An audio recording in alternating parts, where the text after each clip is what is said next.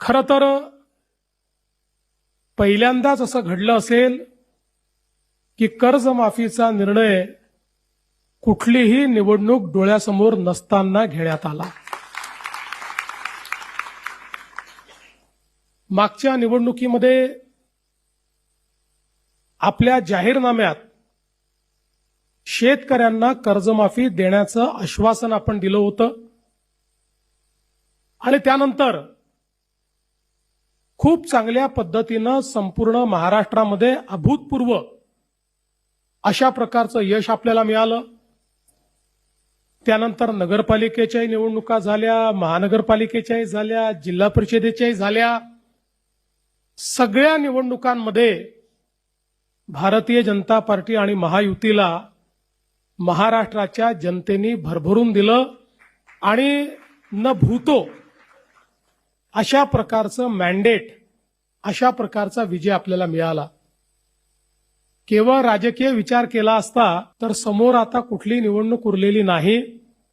त्यामुळे आता पुन्हा 2029ला लोकांसमोर जायचं आहे, तर 29च्या जानेवारीत आपण कर्जमाफी करू अशा प्रकारचा राजकीय विचार आपल्याला करता आला असता।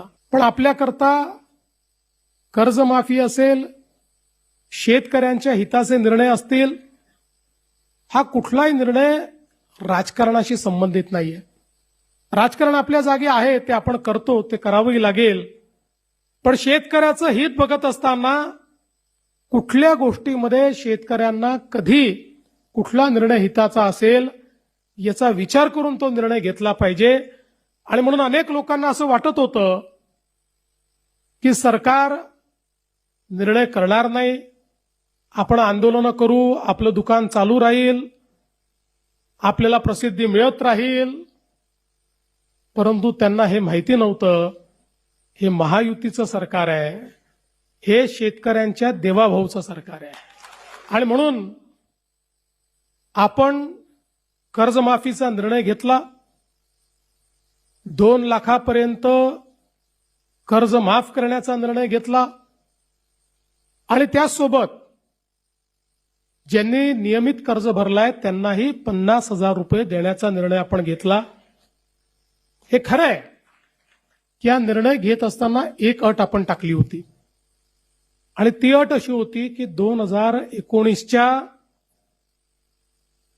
कर्जमाफी योजनेमध्ये ज्यांना त्याचा फायदा मिळालाय त्यांना या योजनेचा फायदा मिळणार नाही। राज्यामध्ये 2008ला देशाची कर्जमाफी झाली आणि 2009ला राज्याची कर्जमाफी झाली। 2009च्या कर्जमाफीमध्ये तेव्हाच्या सरकारने 2008च्या कर्जमाफीतल्या लोकांना वगळलं।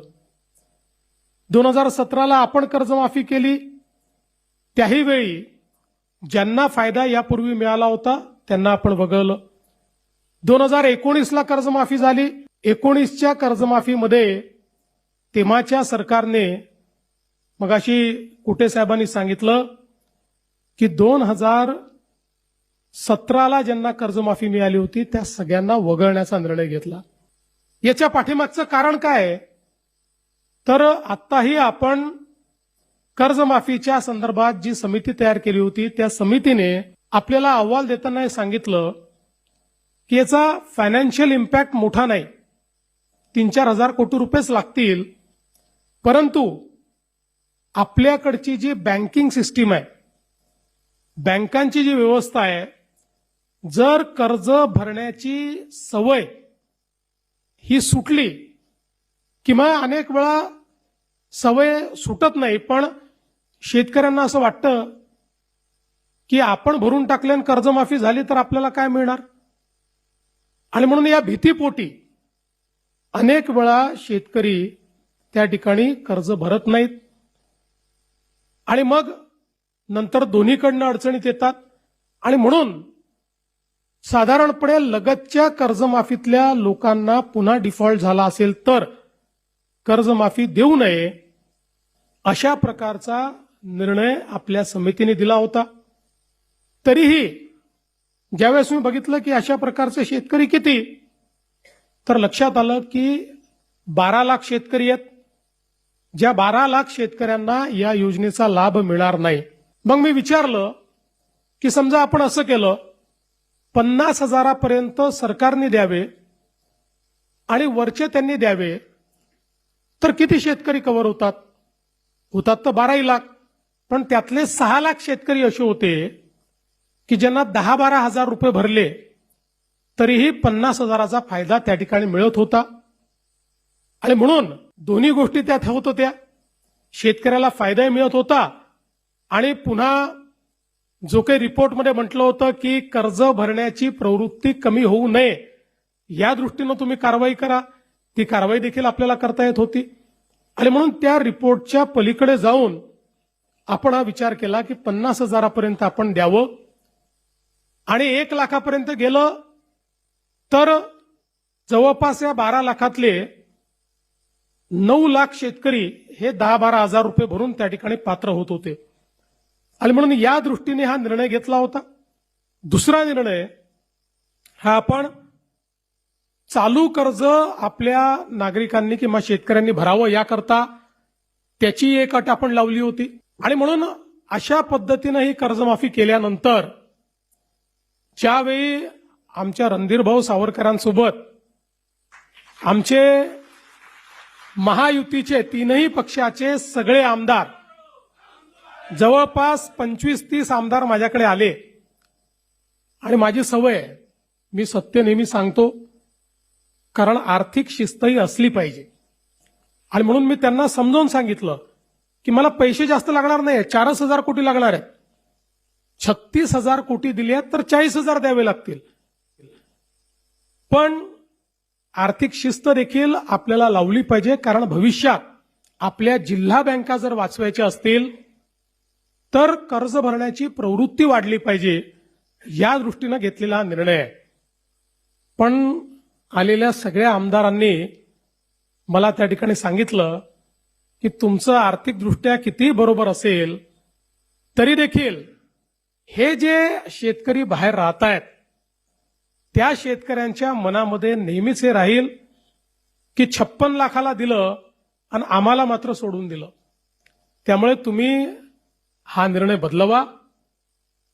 आणि मग त्या सगळ्यांचा आग्रह मला योग्य वाटला. मी आमच्या सगळ्या नेत्यांची चर्चा केली आणि त्या ठिकाणी निर्णय केला की यावेळी ही अट काढून टाकू आणि सरसकट 2 लाखापर्यंत सगळ्यांना कर्जमाफी देऊ.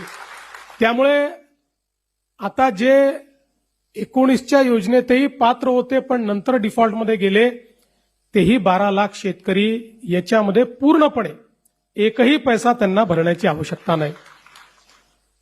दुसरं महत्वाचं आपण केलं, ज्याचा उल्लेख कुटे साहेबांनी केला होता, की उद्धवजींच्या कर्जमाफीमध्ये 2,01,000 रुपया एवढं जरी तुमचं कर्ज झालं तरी तुम्हाला एकही पैसा मिळाला नाही, एकही नाही. आम्ही म्हटलं असं नाही. एकतर आपले 80% शेतकरी अल्पभूधारक आहेत, त्यामुळे ते 2 लाखाच्या आतले आहेत. जे 2 लाखाच्या वरचे आहेत त्यांनाही संधी मिळाली पाहिजे, या दृष्टीनं आम्ही सांगितलं की 2 लाखाच्या वरचे पैसे तुम्ही भरा, 2 लाखापर्यंत पैसे आम्ही भरतो, म्हणजे तुम्हालाही त्याचा फायदा मिळेल. अशा पद्धतीनं त्यांनाही फायदा दिला. आणि अर्थात दुसरी गोष्ट जी आमच्या या शिष्टमंडळाने मला सांगितली ती मला एका मिनिटात पटली. त्यांनी माझाच विषय माझ्यावर उलटवला. ते म्हणाले तुम्हीच घोषित केलाय अल निनोचं वर्ष आहे. मग अल निनोच्या वर्षामध्ये जर शेतकऱ्यांवर संकट आहे तर अशा वेळी तुम्ही जर चालू वर्षाचे पैसे भरा असं त्यांना सांगितलं तर शेतकऱ्यांवर हे नवीन संकट तुम्ही करताय. मी म्हटलं तुमचं म्हणणं बरोबर आहे. तात्काळ तीही अट आपण काढून टाकली. त्यामुळे आता ज्यांना 50,000 रुपये प्रोत्साहनपर मिळणार आहेत त्यांनी जे 26-27 लगतचे जे मागचे 3 वर्ष आहेत त्या 3 वर्षातल्या कुठल्याही 2 वर्षामध्ये त्यांनी जर त्या ठिकाणी पैसे भरलेले असतील तर त्यांनाही 50,000 रुपये प्रोत्साहन देण्याचा निर्णय हा आपण घेतला आहे. खरं म्हणजे शेतकरी बंधू भगिनींनो, आपण जर बघितलं तर कर्जमाफी हा काही अंतिम उपाय नाहीये. आपण विचार करा, जर राज्यामध्ये शेतकऱ्यांना 7 ते 8 वर्षात 3 वेळा कर्जमाफी द्यावी लागत असेल तर कुठेतरी आपल्या शेतीसमोरचे प्रश्न फार गंभीर आहेत. आणि म्हणून मी नेहमी सांगतो, कर्जमाफी आवश्यकच आहे, ती दिलीच पाहिजे. पण कर्जमाफीने कुठला शेतकरी श्रीमंत झाला नाही. कर्जमाफीने कुठला शेतकरी परमनंट त्या कर्जाच्या विळख्यातनं बाहेर पडला नाही. जर आपली शेती फायद्याची करायची असेल तर वेगवेगळ्या प्रकारच्या उपाययोजना केल्याशिवाय शेती फायद्याची होऊ शकत नाही. आज आपण बघा, इंडस्ट्रीत नवनवीन तंत्रज्ञान येतं आणि त्या तंत्रज्ञानामुळे ती इंडस्ट्री फायद्यामध्ये जाते.